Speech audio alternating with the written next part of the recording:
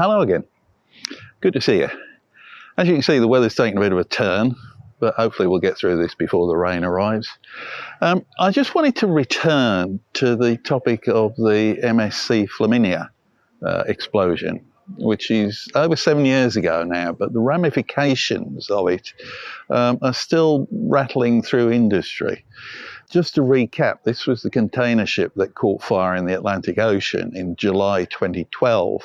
The seat of the fire was probably, it can't be 100% proven, but it probably in a tank container with divinyl benzene that polymerized spontaneously down in the hold.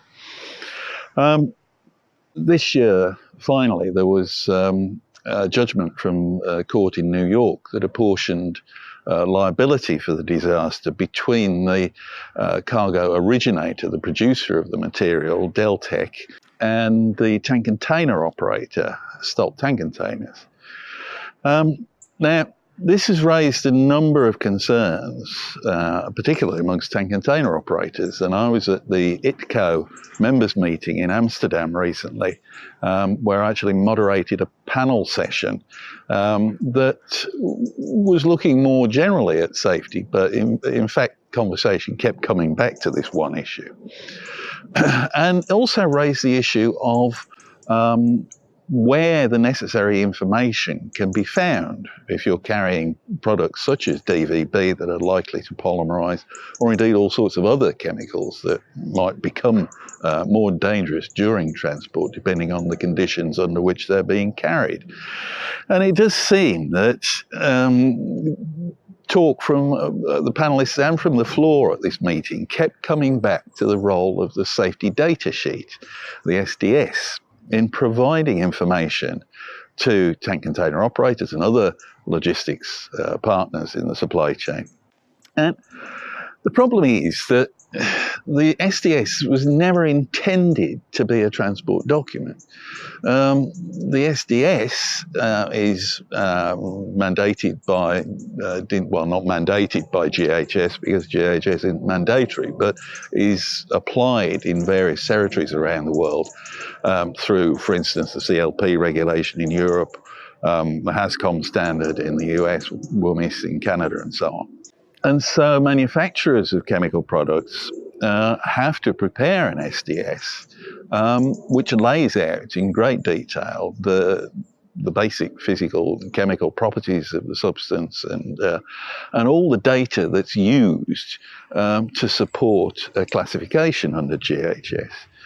Now, those of you who are at the interface of this know that quite often you can have products that are regulated or in scope of GHS that are not actually regulated in transport, which is causing another set of problems, but that's another story altogether.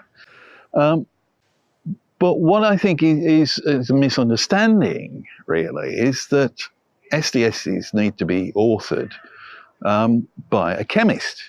It's only a chemist that has the expertise and knowledge to fill out the forms. And they can use their knowledge to say, well, you know, these are all the properties, and in section 14 of the SDS, this is what it should be classified as for transport.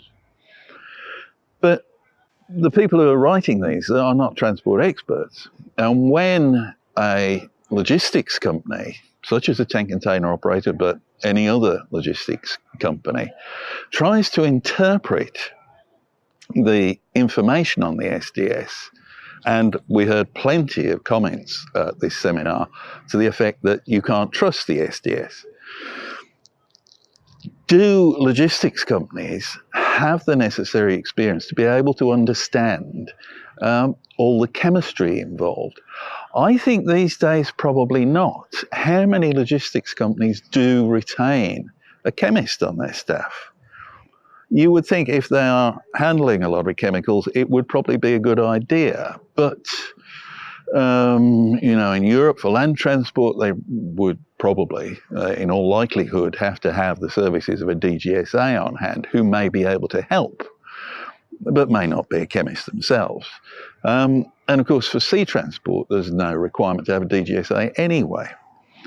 So I think as we're facing a loss of expertise in various areas, not least amongst the regulators, but certainly in the logistics sector, with cost pressures, with people retiring, it's going to become more difficult for logistics companies to use the SDS. Not that I think they should be using it anyway. It's their job as transport professionals to take what's in Section 14 and say, well, okay, it's this UN number, but we're going to ship it by sea, we're going to ship it by air, we're going to package it, we're going to move it in bulk. They all lead to a different outcome in the end. So my message from this is be careful of relying too much on the SDS.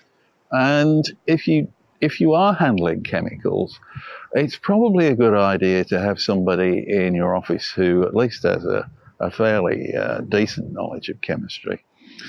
Not least because in this instance, stock tank containers has been landed with 45% of the liability. Now, as container ships get bigger, and we've got ships coming along of 20,000 TEU or more, if there's another disaster of the same magnitude, you as a transport operator are left holding a 45% liability. That could be running into hundreds of millions of dollars. I don't know any transport companies that could take that hit, and I don't know many that could get the insurance to cover it. So make sure you're doing it right, and like I say, don't rely too much on the SDS. Coming back to this next week, I think, and look at it from a different angle. But good to see you. Don't forget to subscribe. See you next week. Bye.